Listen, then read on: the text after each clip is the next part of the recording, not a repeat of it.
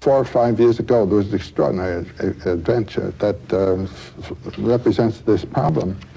There's a place there called the Pali, where the winds from the north, the trade winds from the north, come breaking through a great ridge of rocks and of mountain, and they come through with a great blast of wind. The people like to go up there to get their hair blown around and so forth, or to commit suicide, you know, like jumping off the Golden Gate Bridge.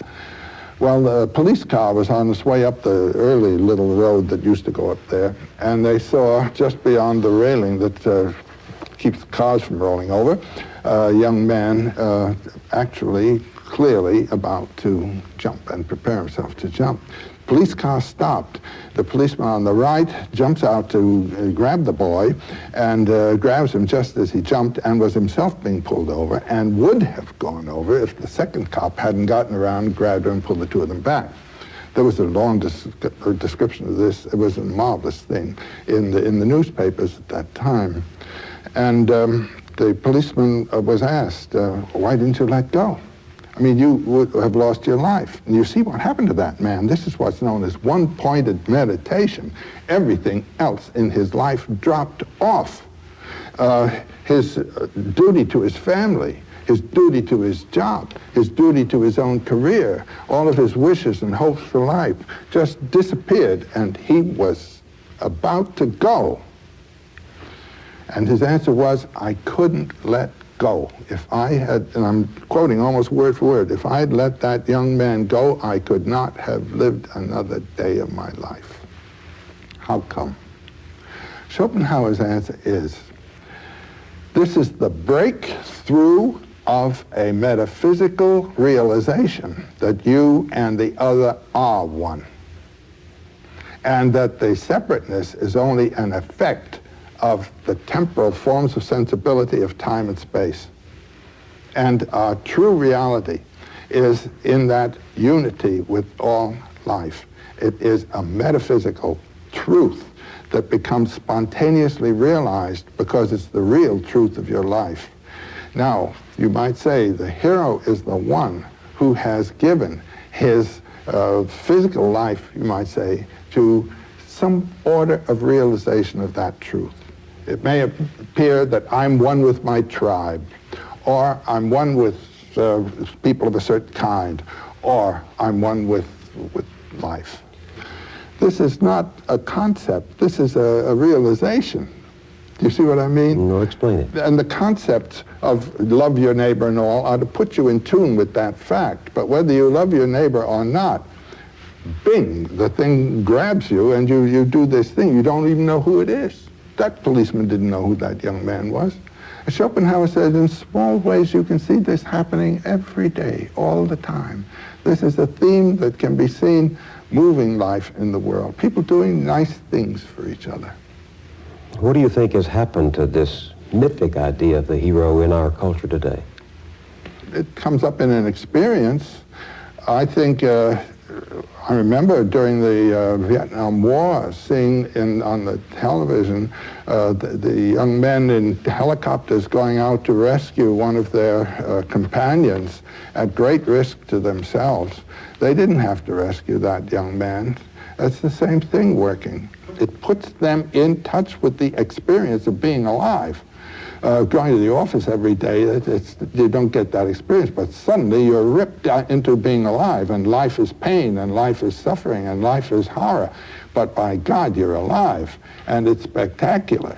And this is a case of being alive, rescuing that young man. But I also know a man who said once, after years of standing on the platform of the subway, I die a little bit down there every day, but I know I'm doing so for my family.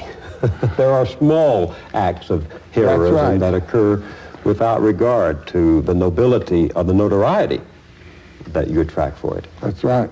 And the mother does it by the isolation she endures in behalf of the family. Motherhood is a sacrifice.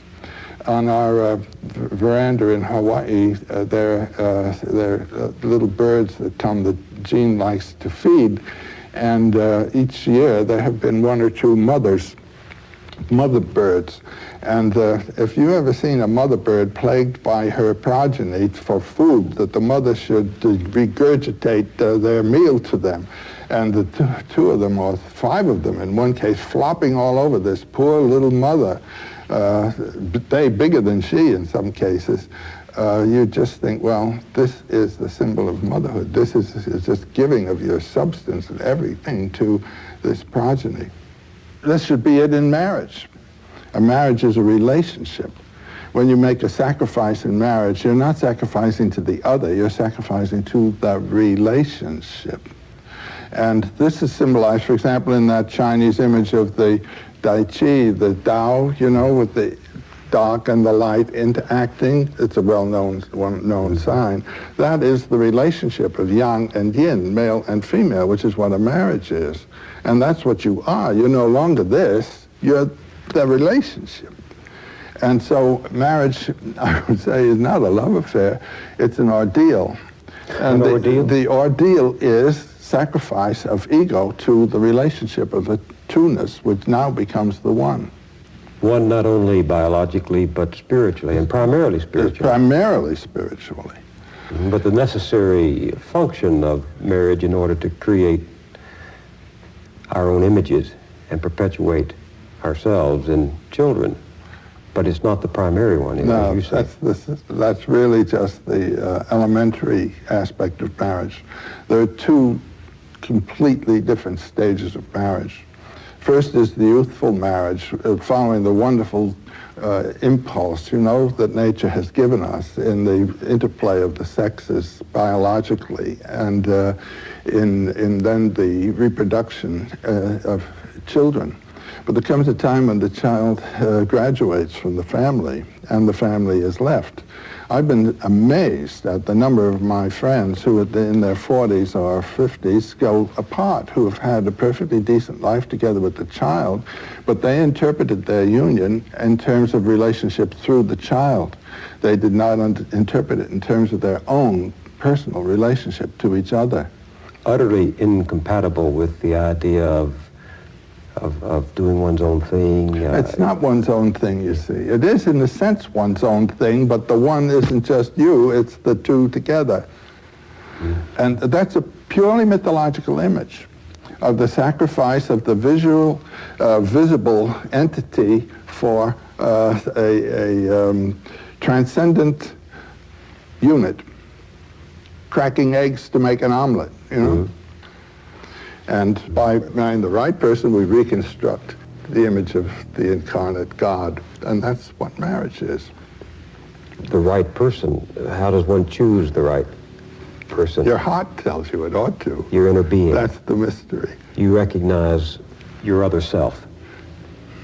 Well, I don't know, but there's a flash that comes and something in you knows that this is the one.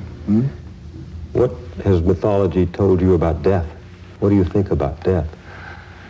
Well, the way, if one can identify with the consciousness of which the body is a vehicle and really achieve an identification with the consciousness of which the body is a vehicle, not knowing what it is, undifferentiated consciousness, one can let the body go. I like what I heard of Woody Allen, you know, I'm not afraid to die, I just don't want to be there when it happens. You can have disengaged yourself from the body and not be there, you might say. And yet, you know from myth and nature that the body dies. It perishes. It rots. We're back to the beginning of the mother. So you expect it. Growing old. I mean, you know what's happening. The body is rotting. It's dying. It's losing its energy. There's more mass than energy here. And the identification then with the life which in a plant survives pruning, cutting, and even eating. The plant is right back there again. Is you might say, a biological image that is metaphorical of this spiritual mystery.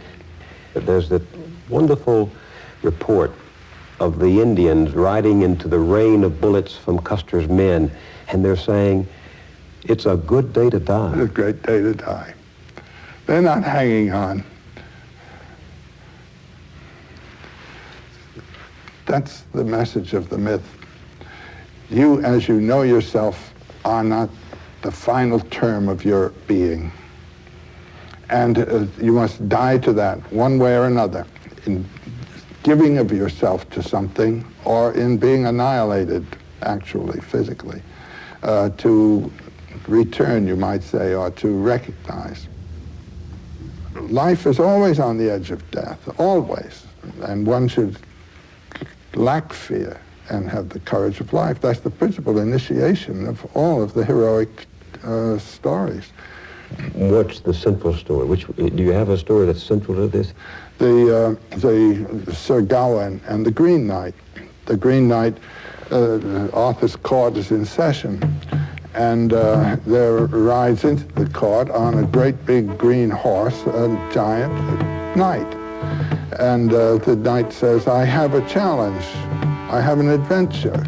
I challenge anyone here to come down here and take this great big axe and cut my head off, and then 1 year from today, meet me at a green chapel, and he tells them roughly where the green chapel is, and I'll cut his head off. And the only knight who had the courage to accept this curious invitation was Gawain. And the knight gets off his horse, sticks out his neck. Gawain comes down with his axe, and there's the head. And then the knight stands up, picks up the head, gets on the horse, and rides off, says, I'll see you in a year. Well, that year, everybody was very generous to Gawain, and he rides off for the year. As the day approaches, he finds himself before a little hunter's cabin, and he thinks he'll ask advice here as to where the Green Chapel is, and tells him, I've got to be there in 3 days. And the hunter greets him, and Gawain tells his story, and the hunter says, well, the Green Chapel, he's just down the way here. It's about a couple of 100 yards. And why don't you just spend the next 3 days with us, and we'll entertain you, and then you can go to this adventure. All right, very well. So the hunter says, well, I've got to go out for the day on the hunt. And he says, you'll spend the night with us, and then in the morning I'll go forth, and in the evening I'll come back, and I'll give everything I will have got during the day to you, and you give to me what you will have got during the day. But in the morning the hunter rides off, and Gawain's in bed, and in comes the hunter's gorgeous, beautiful wife. And she tickles Gawain's chin and invites him to love. Well, he's an Arthurian knight, a knight of Arthur's court, and to betray his host is the last thing that a knight can submit to, so he resists this woman. And she's very, very aggressive, and he's very, very stern in his position. And finally she says, well, let me give you a kiss anyhow. So she gives him one big smack, and that's that. In the evening, the hunter comes back with a great haul of game, throws it on the floor, and Gawain gives him a kiss. And they laugh, and that's that. Second morning, a similar event. The wife comes in, and Gawain gets 2 kisses. And the hunter comes back with about half as much gain, and he gets 2 kisses. They laugh, and that's that. The third morning, the wife comes in. Now, here's a man about to meet his death. He's about to have his head chopped off. A beautiful woman, the last moment, of the possibility of this wonderful fulfillment. And again, he resists. She gives him 3 kisses and her garter. And she says, this will protect you against any danger. The hunter comes home with just one silly, smelly fox, throws on the ground, and he gets 3 kisses, but no garter. So comes the time now to go and have your head chopped off. Do you see what the tests are of the knight here? One is sex, lust, and the other is courage. So he approaches the chapel, the Green Chapel, with the Green Knight, whom he's about to encounter, and he hears the knight whetting this great knife, this great axe. He comes to it, and the knight is there, certainly, the great big green fellow, and he greets him and says, okay, put your neck out there on this block and I'll chop your head off. And he lifts the axe and he says, no, stretch out a little more. He does this 3 times. And then the axe comes down and just cuts his neck a little bit. The Green Knight says, that's for the garter. Well, this is the origin legend of the Knights of the God. And here's a knight who really transcended the two great temptations, fear of death and lust for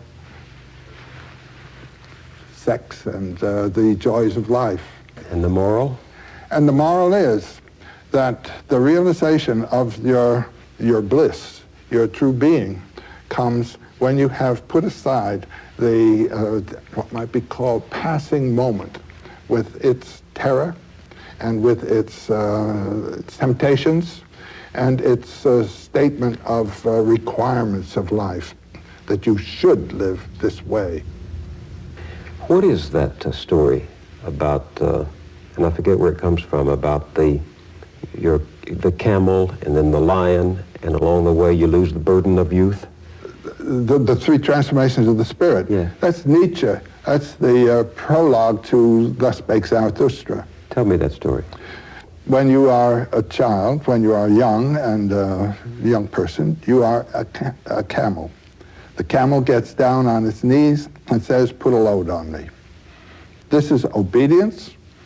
This is receiving the instruction and information that your society knows you must have in order to live a competent life. When the camel is well loaded, he gets up on his feet, struggles to his feet, and runs out into the desert, where he becomes transformed into a lion. The heavier the load, the more powerful the lion.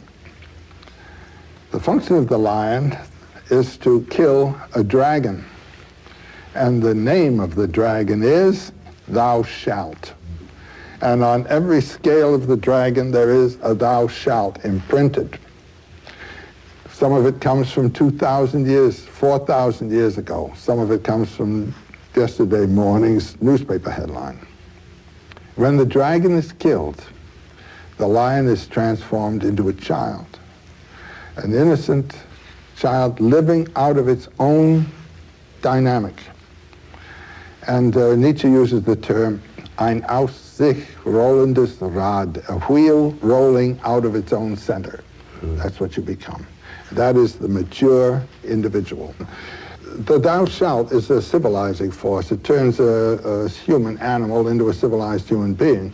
But then the one who is thrown off the Thou Shalt is still a civilized human being. You see, he has been humanized, you might say, by the Thou Shalt system. So his performance now as a child is not simply childlike at all. He has assimilated the culture and thrown it off as a Thou Shalt. But this is the way in any artwork. You go to work and study an art. You study the techniques. You study all the rules. And the rules are put upon you by a teacher. Then there comes a time of using the rules, not being used by them. Do you understand what I'm saying? So one way is to follow. I always tell my students, follow your bliss. Follow your bliss? Your bliss, where the deep sense of being in form and going where your body and the soul want to go. When you have that feeling, then stay with it and don't let anyone throw you off. Have you ever read Sinclair Lewis's Babbitt? Not in a long time. Do you remember the last line? I've never done the thing I wanted to in all my life. Quite a That's minute. the man who never followed his bliss. Well, I heard that line. I was living in Bronxville when I was teaching at Sarah Lawrence. Before I was married, I used to be eating out in the restaurants of the town for my lunch and dinners.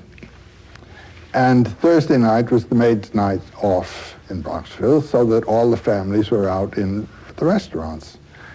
And one fine evening, I was in my favorite restaurant there. It was a Greek restaurant. And at a table were sitting a father, a mother, and a scrawny little boy, about 12 years old. The father says to the boy, drink your tomato juice. And the boy says, I don't want to. And the father, with a louder voice, says, drink your tomato juice. And the mother says, don't make him do what he doesn't want to do. The father looks at her and she says, he can't go through life doing what he wants to do. Said, if he does only what he wants to do, he'll be dead. Look at me. I've never done the thing I wanted to in all my life. I said, my God, Babbitt incarnate. And that's the man who never followed his bliss. Well, you may have a success in life, but then just think of it. What kind of life was it? What good is it? You've never done the thing you wanted to in all your life. What happens when you follow your bliss? You come to bliss. This should be it in marriage. I mean, that's the sense of the marriage ceremony. In the Middle Ages, a favorite image that occurs in many, many contexts is the wheel of fortune. There's the hub of the wheel, and there's the revolving rim of the wheel. And if you are attached to the rim of the wheel, let's say fortune, you will be either above, going down at the bottom, or coming up. But if you are at the hub, you're in the same place all the time. And that's the sense of the marriage vow. You know, I take you in health or sickness, you know, in wealth or poverty, but I take you, and you are my bliss. Not the wealth that you might bring me, nor the social prestige, but you. And that's following your bliss. Now, I came to this idea of bliss because in Sanskrit, which is the great spiritual language of the world, and they know all about it and have known about it for a long time. The transcendent is transcendent. But there are three terms that bring you to the brink. You might say the jumping off place to the ocean. And the three terms are Sat, Chit, Ananda. And Sat, the word Sat means being. Chit means full consciousness.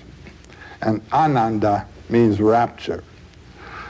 So I thought, I don't know whether my consciousness is full consciousness or not. I don't know whether my being is proper being or not, but I do know where my rapture is. So let me hang on to rapture, and that'll bring me both being and full consciousness, and it works. What was your rapture? Well, it started with Indians, and then it went on into more and more mythological matters and the realm of the arts, music, and